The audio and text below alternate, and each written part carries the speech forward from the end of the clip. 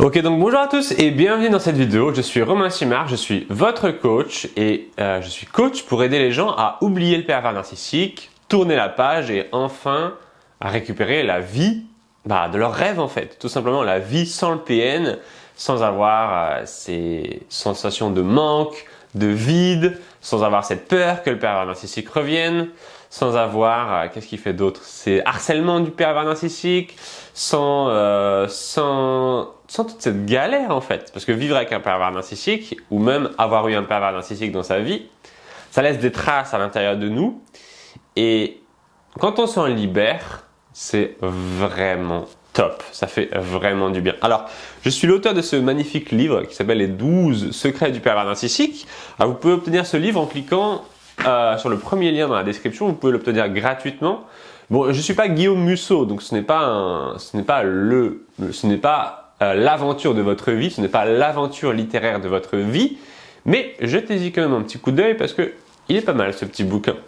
Dans cette vidéo, je vais vous parler des 3 désirs malsains du pervers narcissique. En réalité, il y en a plus que 3, mais pour que le titre de la vidéo soit accrocheur, j'ai mis qu'il n'y en avait que 3. Et oui, je suis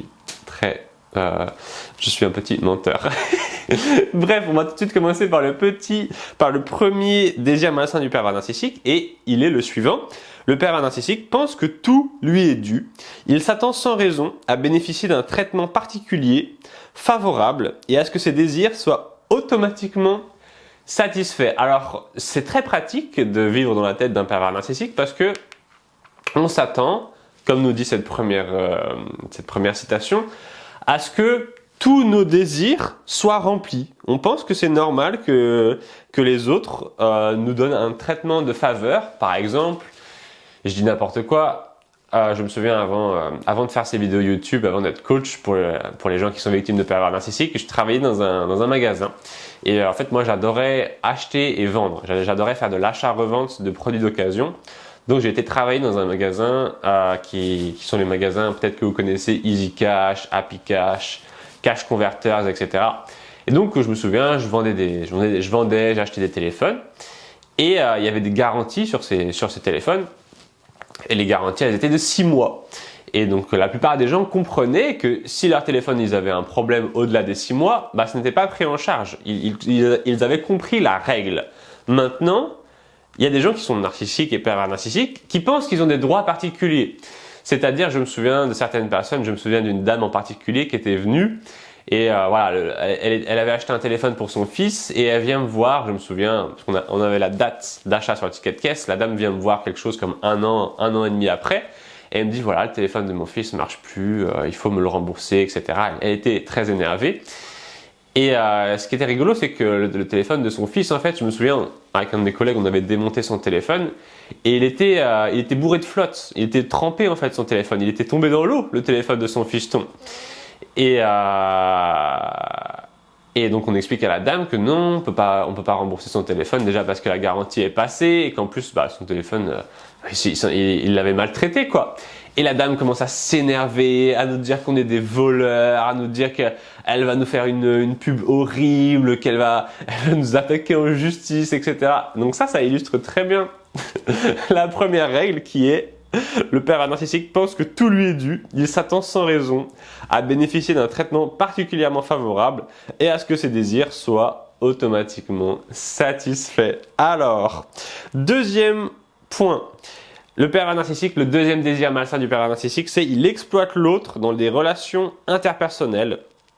Il utilise autrui pour parvenir à ses propres fins, mensonges, chantage, violence verbale. Qu'est-ce que nous dit ce second point? Ça nous dit que le pervers narcissique exploite les autres dans les relations interpersonnelles. Il a ce qu'on appelle une stratégie exploitante, c'est-à-dire qu'il va chercher à tirer le maximum de vous avant de vous jeter comme une vieille chaussette. On pourrait encore traduire cela par une personne qui va se servir de vos ressources. On imagine que le pervers narcissique, ce qu'il veut exploiter de vous, ce sont vos ressources. Alors, elles peuvent être diverses, ces ressources. Peut-être que... Alors, j'ai des gens qui me disent qu'ils ont travaillé pour le pervers narcissique. Donc là, dans ce cas-là, il exploite votre force de travail. J'ai des gens qui me disent que le pervers narcissique exploitait leur argent. C'est-à-dire je me souviens d'une dame il n'y a pas longtemps que j'ai eu en coaching qui me disait, voilà, j'étais en couple avec un pervers narcissique et en fait il avait tout le temps des prétextes pour me demander de l'argent. Il fallait qu'il aille en voyage pour voir sa famille, il fallait qu'il s'achète de la nourriture, il fallait qu'il s'achète des clopes, il fallait, etc. Il fallait qu'il achète des trucs pour ses enfants. Et en fait, cette dame-là, bon, je ne vais pas dire son nom dans la caméra, mais je lui fais un coucou si elle me regarde, elle s'est endettée. Elle a fait beaucoup de crédits. Elle habitait pas en France, donc c'est pas le même système où on est limité dans les crédits. Elle était, il me semble, aux États-Unis. Donc voilà, là-bas on peut faire beaucoup de crédits et cette dame était extrêmement endettée en fait et elle se retrouvait à avoir elle avait deux travails. Elle travaillait jour et nuit. Elle avait un travail de jour et un travail de nuit pour payer les dettes de ce qu'elle avait emprunté pour donner au pervers narcissique. Donc on voit une relation comme ça exploitante. Le pervers narcissique peut aussi vous exploiter pour du sexe.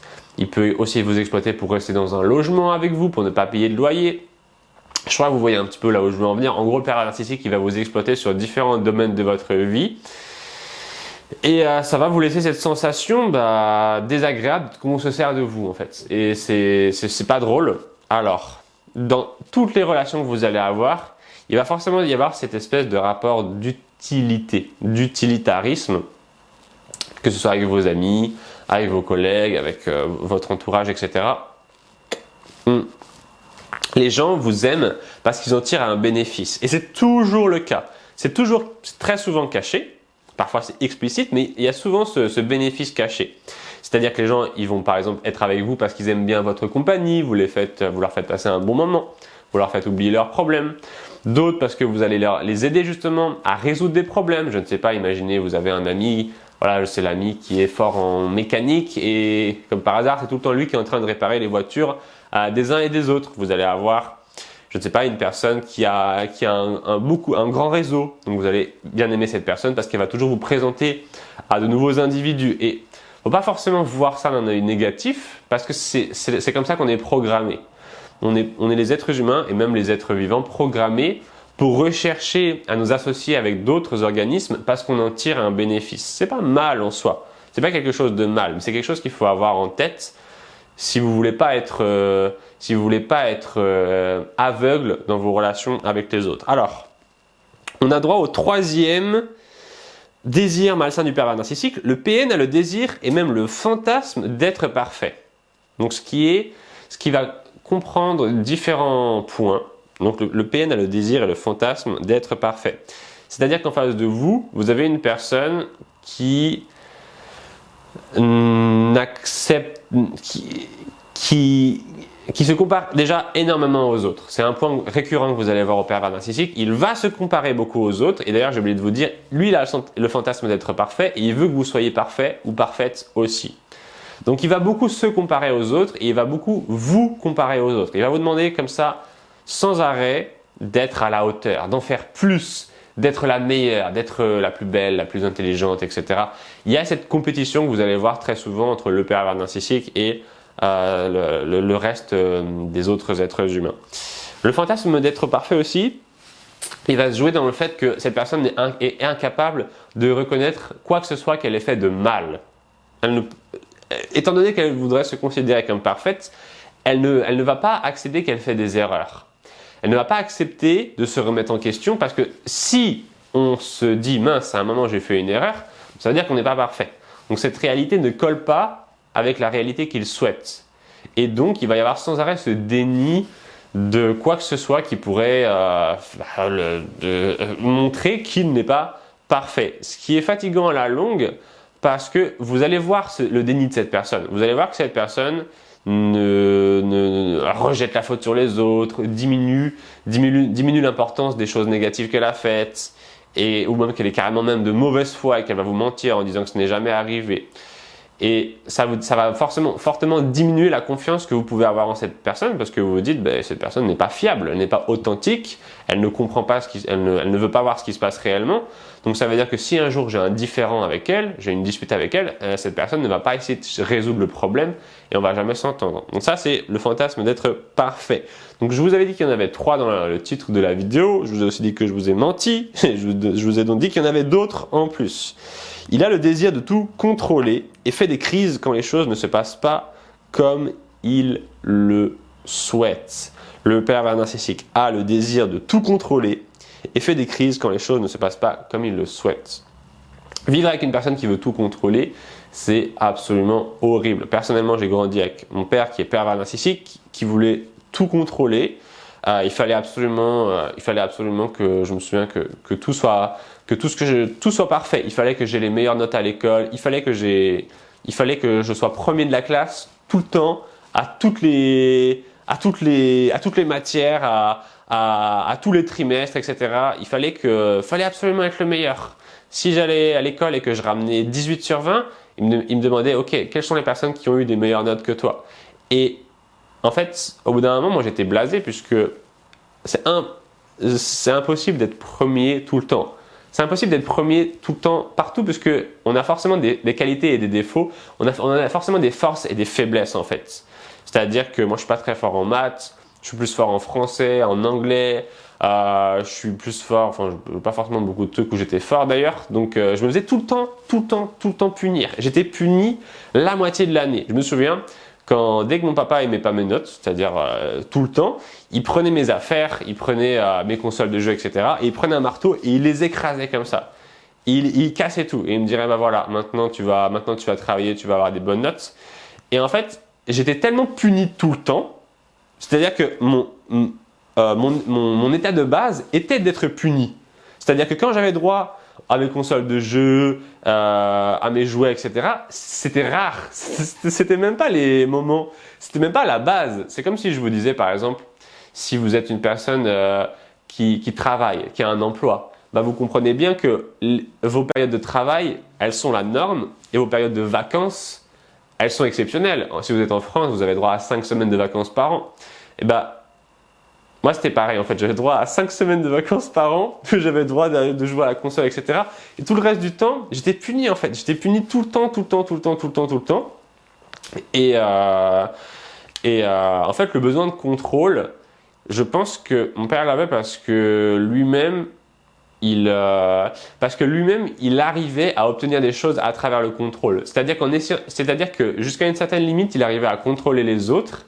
Et du coup, comme il voyait que ça marchait, entre guillemets, il voyait qu'il avait des résultats sur le court terme, mais il ne voyait pas les résultats sur le long terme. C'est-à-dire que les gens ne l'aimaient pas.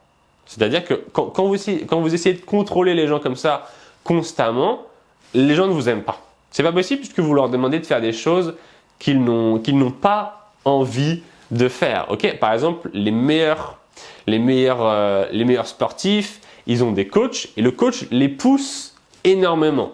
Et par exemple, vous connaissez peut-être le basketteur Michael Jordan. Il avait un coach comme ça qui le poussait. Et le jour où Michael Jordan a pris sa retraite, il a dit à son coach, si je te vois autour de chez moi, je te tire dessus. Grosso modo, on s'est forcé, je me suis forcé à faire le travail parce que je voulais être le meilleur basketteur du monde, etc. Mais je me suis forcé et ça a créé tellement de ressentiment en moi vis-à-vis de toi que oui, on a eu les résultats, mais au fond, je te déteste en fait. Et quand vous forcez les gens comme ça, quand le pervers narcissique force les gens, il crée un ressentiment terrible en fait. Et la première chose que les gens ont envie de faire, c'est de se soustraire à cette autorité. C'est de se dire, je veux aller ailleurs, je veux vivre ma vie. Et même moi, je le sentais puisque quand j'étais petit, je me souviens, au bout d'un moment, j'en avais tellement marre que je commençais à fuguer, je commençais à partir. Je me souviens une fois, un soir, j'en avais tellement marre que je suis parti, j'ai marché, j'ai pris mes affaires et je suis parti de la maison en fait et j'ai marché jusqu'où je pouvais et j'ai été sonné chez des gens en leur disant voilà, est-ce que vous pouvez m'héberger? Et puis bref, au final, ces personnes-là m'ont ramené chez mes parents. Mais quand vous avez cette personne qui essaie de vous contrôler comme ça sans arrêt, c'est comme si vous êtes en prison. C'est comme si vous êtes dans une prison et c'est pour ça que je fais ce métier et que j'ai choisi d'aider les gens à se libérer du pervers narcissique parce que la plus grande liberté, c'est de sortir de là en fait. Il n'y a rien à gagner à rester avec un pervers narcissique. Alors, il n'y a rien à gagner. En fait, il y a toujours quelque chose à gagner. Il y a toujours un bénéfice que les gens ont à rester avec un pervers narcissique. Et c'est justement ça qu'il faut découvrir. Par exemple, pour moi, je sais que mon papa est quelqu'un qui gagnait très bien sa vie. C'est quelqu'un voilà, mes parents, ils ont une grande maison près de la mer. Quand j'étais petit, mon papa, il roulait en Porsche. On avait plusieurs maisons. On avait une maison avec une piscine. On avait une maison sur 3 ou 4 étages. Voilà, mes parents, ils s'achetaient des belles voitures, etc. Et en fait, moi, je sais que par exemple, c'était cette sécurité financière de me dire, voilà, si je reste en contact, si je reste avec mes parents, j'aurai cette sécurité financière.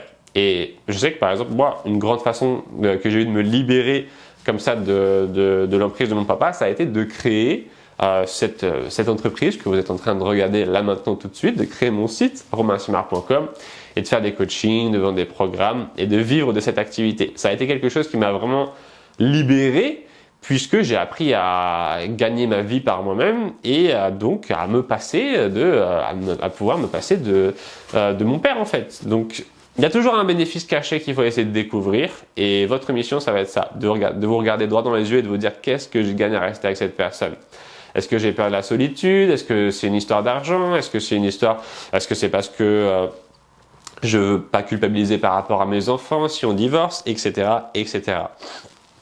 Le point suivant, le désir malsain suivant du pervers narcissique, c'est il a le désir de créer du conflit pour vous épuiser. Alors ça, c'est un truc que j'ai rajouté. Je pense que le pervers narcissique je pense que pour vous contrôler, le pervers narcissique a besoin de vous épuiser, ok? D'ailleurs, une des premières choses que les gens vont, une des premières choses qu'on fait aux gens quand ils vont à l'armée, par exemple, c'est de les épuiser pour qu'ils soient plus malléables. C'est-à-dire que quand vous allez à l'armée, on vous donne des ordres constamment et on essaie de vous former, on essaie de vous modeler.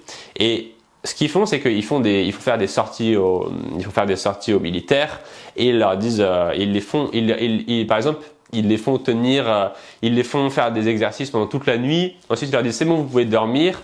Et genre 5 minutes plus tard, ils les réveillent, ils leur disent allez c'est parti, on est reparti, etc. Et en fait, comme ça, ils détruisent leur sommeil, ils les fatiguent énormément. Et en fait, ça a pour but de mieux leur faire un lavage de cerveau et de les rendre plus malléables. Donc c'est ça que le pervers narcissique fait avec les conflits. Je suis désolé de respirer bizarrement, mais en fait j'ai un peu la crève là depuis quelques jours, donc c'est peut-être pas agréable sur le micro, mais j'ai pas le choix, sinon je vais m'étouffer avec avec ma salive. Donc il a le désir de créer du conflit pour vous épuiser. Le pervers narcissique essaie de vous épuiser parce que ça vous rend fatigué, parce que vous êtes là dans une routine et que vous êtes moins comment ça s'appelle? Vous êtes moins dynamique en fait, comme un poisson qu'on essaye de pêcher. Quand on pêche un poisson comme ça, on balance l'hameçon, on le chope, on le ramène, il s'en va, on le ramène, il s'en va, on le ramène, il s'en va et il se fatigue. Et au bout d'un moment, on le tire et on a gagné. Le désir malsain suivant du pervers narcissique, c'est de vous couper de votre cercle social. C'est-à-dire de faire en sorte que vous n'ayez plus de prise, de contact avec l'extérieur, avec d'autres personnes qui pourraient tout simplement vous faire comprendre la réalité et en fait chaque personne est autant de portes de sortie de la relation avec le pervers narcissique. Le but, c'est vraiment de vous mettre dans une cave, de pas que vous soyez dans une relation qui soit comme une maison avec des portes et des fenêtres, mais dans une cave où il n'y a aucune issue. Il n'y a d'issue de la cave que l'escalier qui vous permet de remonter jusqu'au rez-de-chaussée et cet escalier, il est bloqué par le pervers narcissique puisque c'est lui qui contrôle la seule issue. Le pervers narcissique a le désir de vous faire avaler une réalité réécrite. Le pervers narcissique va détruire la réalité que vous percevez en l'attaquant, en vous disant que vous ne comprenez rien, que vous êtes bête, que vous devez vous en remettre à lui, et il va en réécrire une qui va vous faire gober. Il a le désir, ça je viens de le dire, il a le désir de vous façonner comme sa création. Le pervers narcissique adore vous modeler. J'ai des gens des fois qui me disent voilà, il me demandait de me teindre les cheveux, il me demandait de m'habiller différemment, il me demandait d'être une autre personne en fait. Je me souviens même, il y a une émission, vous l'avez sûrement vu sur les pervers narcissiques sur YouTube, où c'est sur un plateau télé et il y a plusieurs femmes qui parlent de leur histoire. Il y a une femme qui raconte qu'elle s'est fait refaire le nez à la demande du pervers narcissique. Et enfin, notre dernier point, il a le désir de vous rendre malheureuse pour son plaisir. Le pervers narcissique est assez sadique, donc il va s'amuser comme ça à vous faire vous sentir mal puisque ça lui procure un sentiment de jouissance. Voilà, c'est tout pour cette vidéo. J'espère qu'elle vous a plu. Si c'est le cas, n'hésitez pas à lui mettre un pouce bleu. Si vous n'avez pas aimé cette vidéo, mettez-lui un pouce rouge, c'est pas grave. Vous pouvez mettre un commentaire en dessous si vous en avez. N'hésitez pas à me contacter pour du coaching. N'hésitez pas à me contacter pour me raconter votre histoire. Vous êtes très nombreux sur WhatsApp à me contacter tous les jours et ça me fait très plaisir. Donc vous pouvez composer le numéro qui s'affiche sur l'écran, 07 66 02 78 36, et m'envoyer un message sur WhatsApp. On pourra faire un entretien. Je propose des entretiens, ce qui s'appelle des sessions stratégiques, c'est-à-dire vous m'appelez et on discute. Vous allez me raconter toute votre histoire et je vous dirai si oui ou non je peux vous aider. Qu'est-ce que je peux vous raconter d'autre aussi? Voilà, vous pouvez me contacter pour ça si vous voulez. N'hésitez pas à vous abonner à la chaîne YouTube ou Facebook si vous voulez avoir la suite de ces vidéos. Et puis en tout cas, merci pour votre attention. On va se retrouver très très vite dans la prochaine vidéo. Je vous fais plein de bisous. Ciao tout le monde. Bonjour, je m'appelle Fabienne. Je voudrais dire que j'étais longuement sous l'emprise d'un pervers narcissique, notamment pendant 25 ans, y compris de mon fils aussi, et que ce programme de Romain m'a beaucoup aidé à m'en sortir. Je recommande à tout le monde de suivre ce programme si vous voulez vraiment vous sortir de l'emprise d'un pervers narcissique.